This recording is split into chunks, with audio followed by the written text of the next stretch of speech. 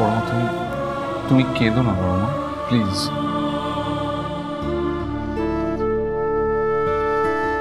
এমন একটা মেয়েকে বিয়ে করলি বাবা, যে আমাদের সংসারটা শেষ করে দিল।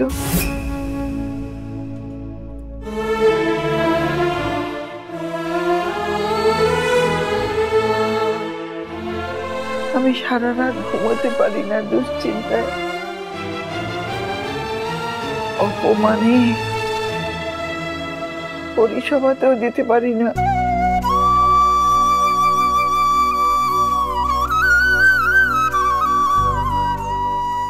কি হলো কুশ, কি হলো?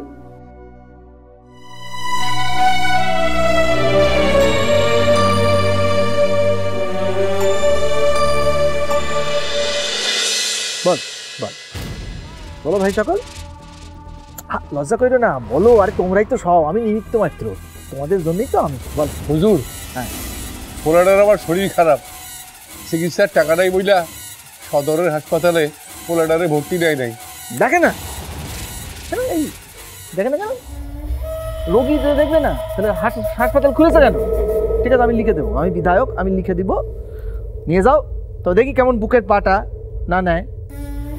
এরপরে কে কে বলবে? বলো বলো বল বল। হুজুর, আমাদের পাড়ার একটা রাস্তাও ঠিক নেই। বুঝে গেছি বুঝে গেছি।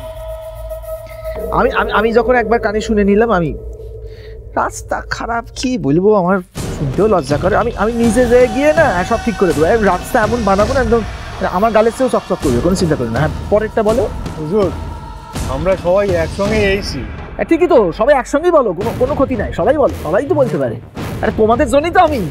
বলো বলো। কোনো কাজ নেই হুজুর, কিছু একটা করুন।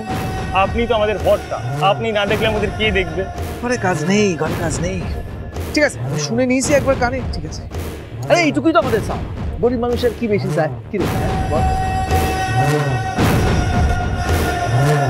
মাথার একটু ছাদ চাওয়া আর নাকের নিচে একটু ভাত খাওয়া, কেমন মিলাইলাম? হ্যাঁ, সরা কেটে বলেছি।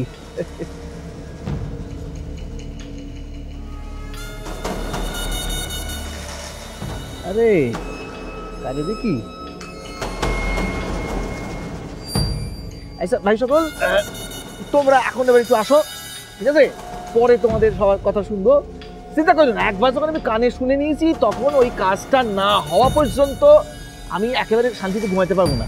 সব লিখে রাখবো না, তুই তো আবার আঙুটি সাপ, ঠিক আছে? তো মাথায় রাখলাম, ঠিক আছে? আস আস তোরা।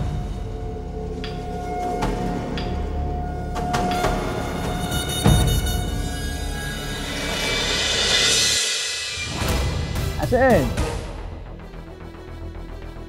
আমার এটা কি নাম ফলক? এ তো মিত্তির বাড়ির নাম ফলক। আগুন লাগার জন্য গোটা বাড়িটারই একটা ক্ষতি হয়েছে, সেই কারণে ফলকটাও খসে গেছে। দেখা কি করা যাবে, আপনারা যে খসে যাননি জীবন আকাশ থেকে, এটাই তো কি করবেন বলেন? সবই ভাগ্য, ললাটঙ্ক লিখন কে খণ্ডাতে পারে বলেন? আমার তো শোনা অবধি কি চিন্তা কি চিন্তা, কি করেছে হলো, সি সি সি সি সি, বড় চিন্তা। তুমি দাঁড়াচ্ছ কেন? তুমি যাও না, কুস্তি কুস্তি করো, গিয়ে যাও। কথা বলি রেঞ্জার ভাইয়ের সঙ্গে। বলো রেঞ্জার ভাই কি চান? আরে লজ্জা করেন না, আরে বিধায়কের কাছে সবকিছু সবাই চাইতে পারে। বলেন বলেন বলেন বলো, মন খুলে বলো। আপনি আগুনটা লাগালেন কেন? হ্যাঁ আমি ন্যাকামো করবেন না চন্দ্রবাবু, আপনার এই ন্যাকামো আমি বুঝে গেছি, এগুলো বোঝা যায়। আমার প্রশ্নের উত্তরটা দিন সরাসরি, আগুনটা লাগালেন কেন? এ তো মহা ঝামেলা দেখি। আরে কি মুশকিল, এ তো সব বেটারে ছেড়ে দিয়ে বেড়ে বেটাকে ধর। আরে কি আর করছো, আমি কোথায় কি করলাম? বরং আমার লোকেরাই তো আগুনে জল ছিটলো, তাই না? আপনি আমারে ধরছেন, এ তো মহা ঝামেলা। বলো দেখি কি আসছো? যার জন্য চুরি করি সেই বলে চোর। চন্দ্রবাবু, আগুনটা আপনি লাগিয়েছেন, আর কেউ লাগাননি, সে ব্যাপারে আমি নিশ্চিত। এটা নিয়ে তর্ক করবেন না। আগুনটা লাগালেন কেন বলুন?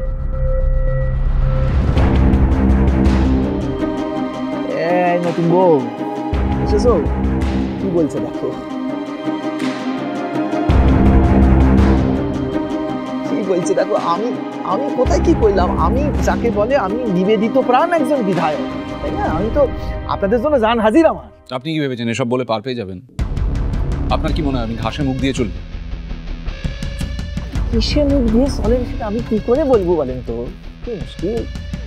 আমি তখন থেকে আপনাদের হাত জোর করে নিবেদন করছি, আমি আপনাদের জিজ্ঞাসা করছি যে আপনার কি চাই কি চাই, আপনি তখন থেকে দোষারোপ করছেন। একে আপনি আমার অতিথি, তার মধ্যে আমার নতুন বইয়ের প্রাক্তন, তাই এতক্ষণ সম্মান করে কথা বলছিলাম। আচ্ছা দাঁড়ান 1 মিনিট, এরা কি দাঁড়ায় আছে কিছু বলবে বলে তো? আগো কি বলবে, কিছু বলবে? আমরা একটু মহেশ্বরজির কাছে যেতে চাই। মহেশ্বরজির কাছে যাবে তো যাও না, তুমি যাবে মহেশ্বরজির কাছে, আমার আমার অনুমতি নেওয়ার কি আছে গো, যাও।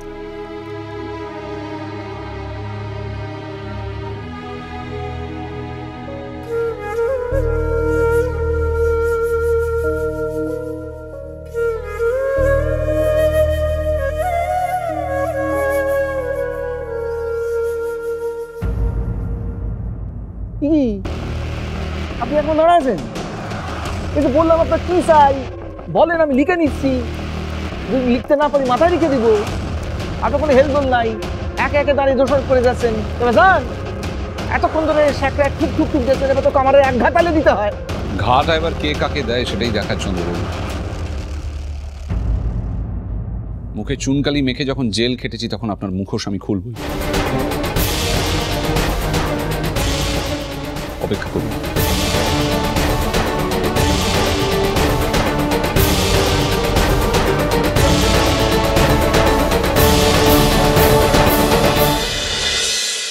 আমি তো এটাই বুঝতে পারছি না চন্দ্রভানু এত কিছু জানছে কি করে। আসলে ভুলটা আমারই তরিতা, আমি বুঝতে পারিনি জল এত দূর গড়াবে। আমি আমি বিশ্বাস করো ভালুকে চিঠিটা দিয়েছিলাম যাতে রেঞ্জার বাবুর হাতে চিঠিটা পৌঁছে দেওয়া যায়। উনি সর্বক্ষণ সবার উপরে নজর রাখে, তো তাই বুঝতে পারিনি ওনার হাতে গিয়ে চিঠিটা কি করে পড়লো। অথচ ভালুকে আমি ভালো করে বুঝিয়ে দিয়েছিলাম যে চিঠিটা রেঞ্জার বাবুর হাতে দিয়ে তাদের যে কতগুলান কান আর কতগুলান চোখ সেটা কেউ জানে না। হ্যাঁ, হাওয়ার আগেও খবর পায় এই সুন্দরগড়ে কোথায় যে কি ঘটছে আর কোথায় যে কি ঘটবে ও সব জানে। একই মা জননী, একই মুখ দেখাও পাপ।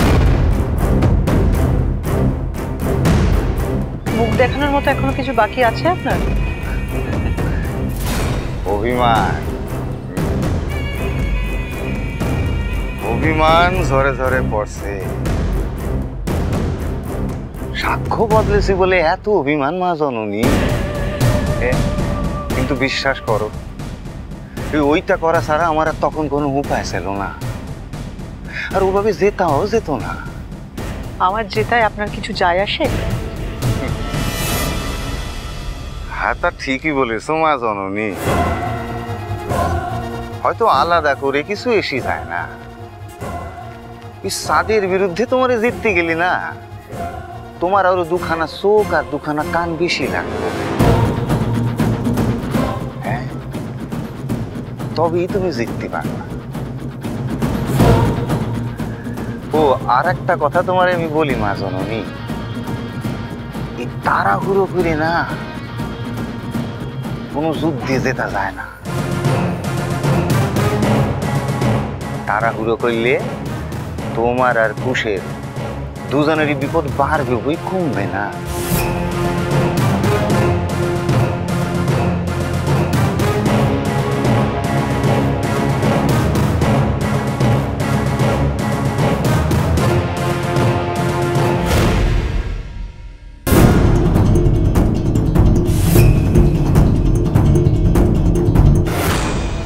কি হলো, তুমি এরকম পাগলের মতো রাস্তা দিয়ে দৌড়চ্ছ কেন? মা মা শরীর ভালো নেই। রাস্তার মাঝে আমার বোরে ফুসলাছেন, এই সাহস আপনি বুঝবেন না চন্দ্রবাবু।